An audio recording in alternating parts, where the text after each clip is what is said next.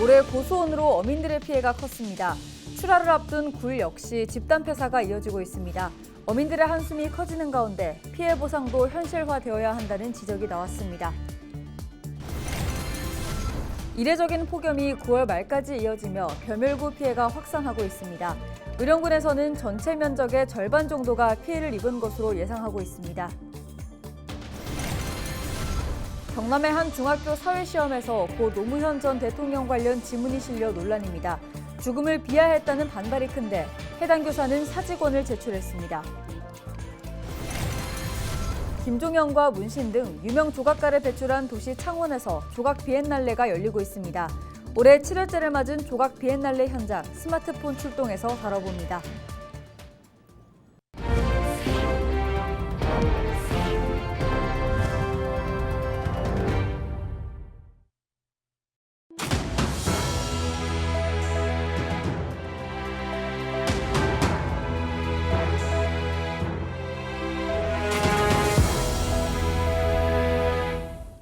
시청자 여러분 안녕하십니까? 헬로티비 경남 뉴스입니다.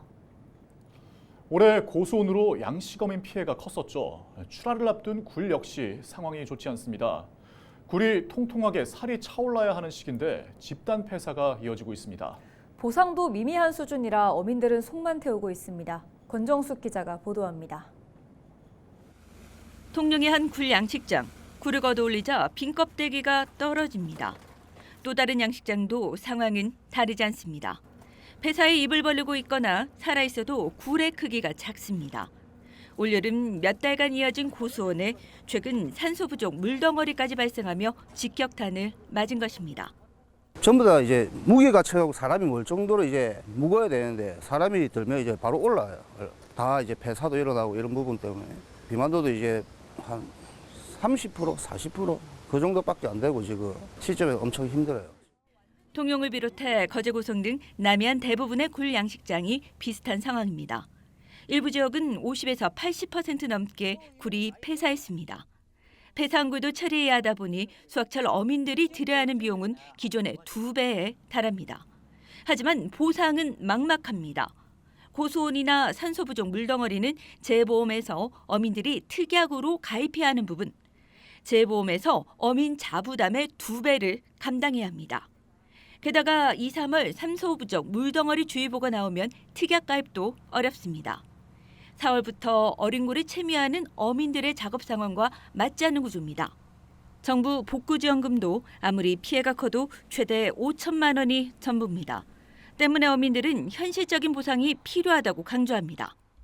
재보상이라든가 이런 게 옛날에 한 30년 전에 이 재보상법을 만들어 놓은 게 아직까지 그 재보상법을 현실에 맞게 해줘야 되는데 그게 안 되고 있어요.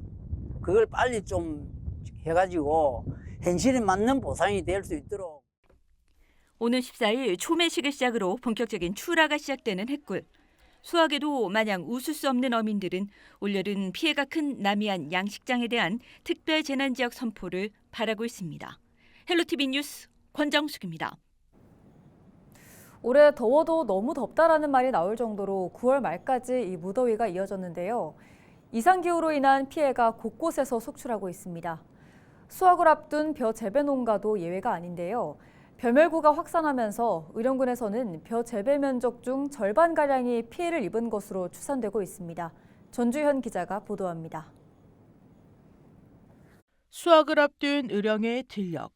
황금빛으로 물들어야 할 논이지만 멍이 든 것처럼 곳곳이 움푹 파여 있습니다. 가까이서 보니 벼가 허옇게 말라 힘없이 쓰러져 있습니다. 벼대에 붙어있는 까만 점, 벼멸구입니다. 최근 벼멸구의 습격이 이어지며 의령군 곳곳에서 피해가 발생했습니다.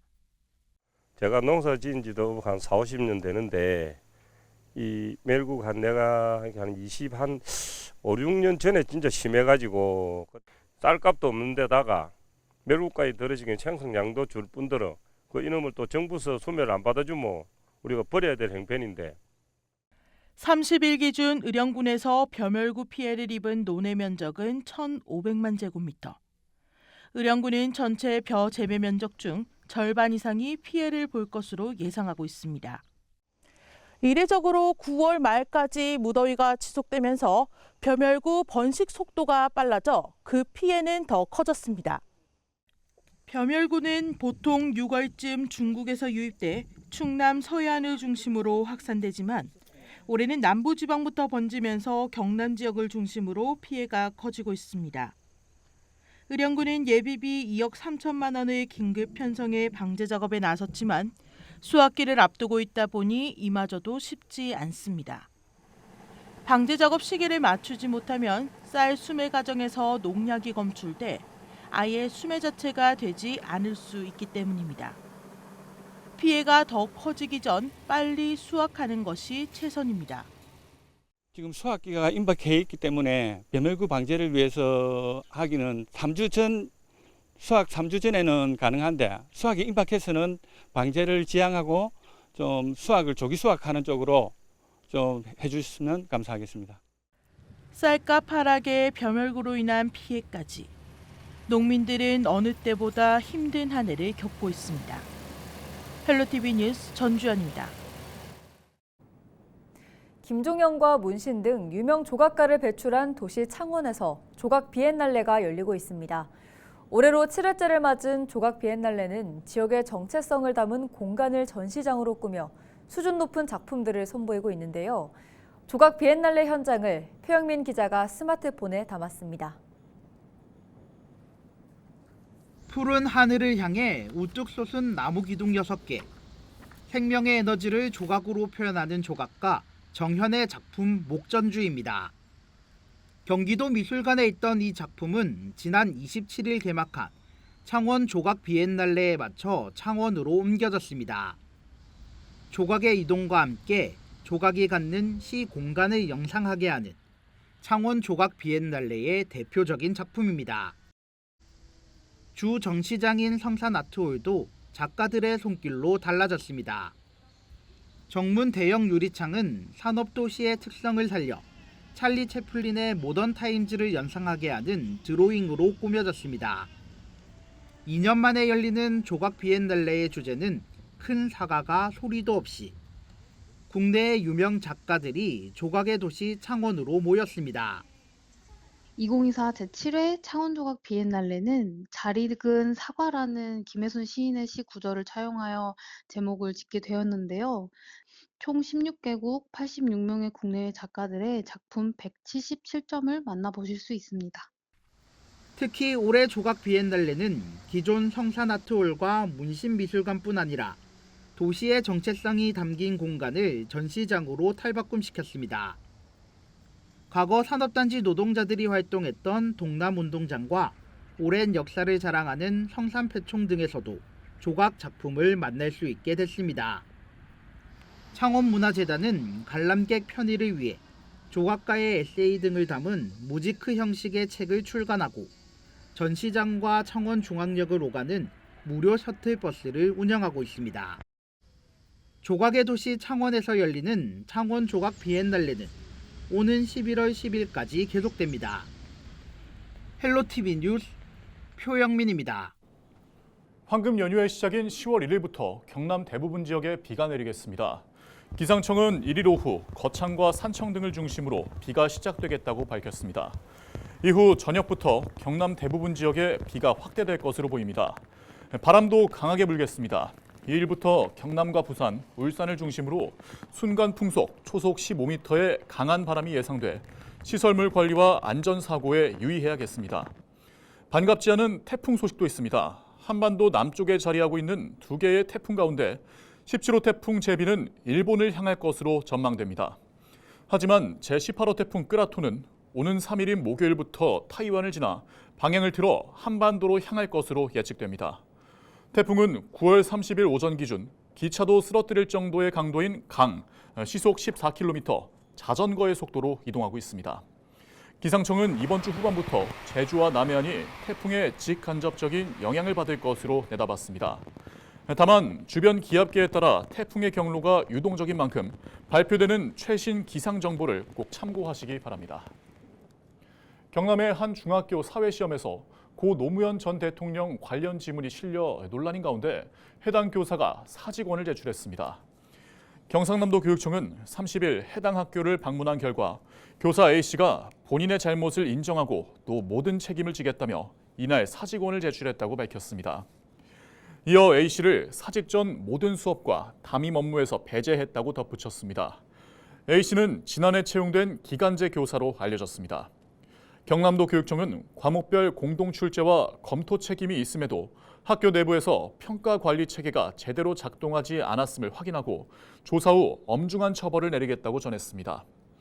앞서 지난 26일과 27일 해당 중학교 2학년의 사회과목 2학기 1차 지필평가에서 사회화의 역할을 묻는 지문에 고 노무현 전 대통령의 죽음을 연상시킬 수 있는 문장이 나왔습니다.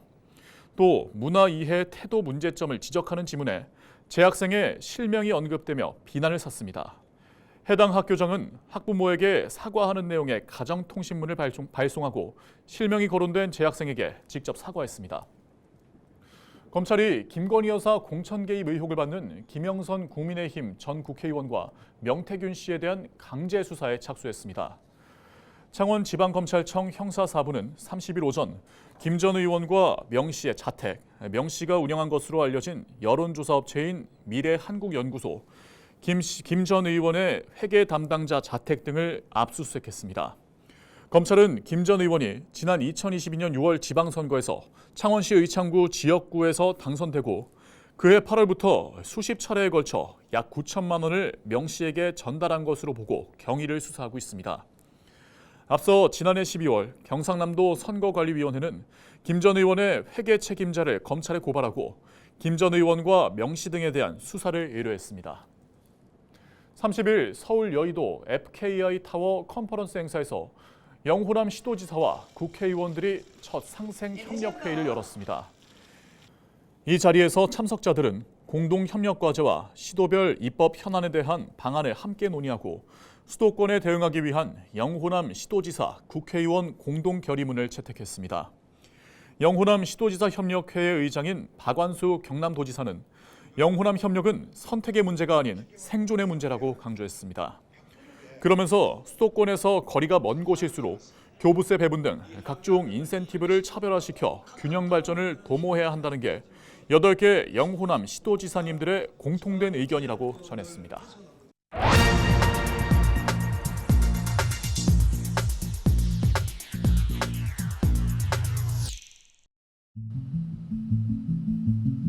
최근 북한의 쓰레기 풍선 살포가 지속되고 있습니다. 제가 사는 아파트에도 큼지막한 쓰레기 더미가 떨어져서 소동이 벌어졌는데요. 이게 단순히 환경 오염만 일으키는 게 아니죠.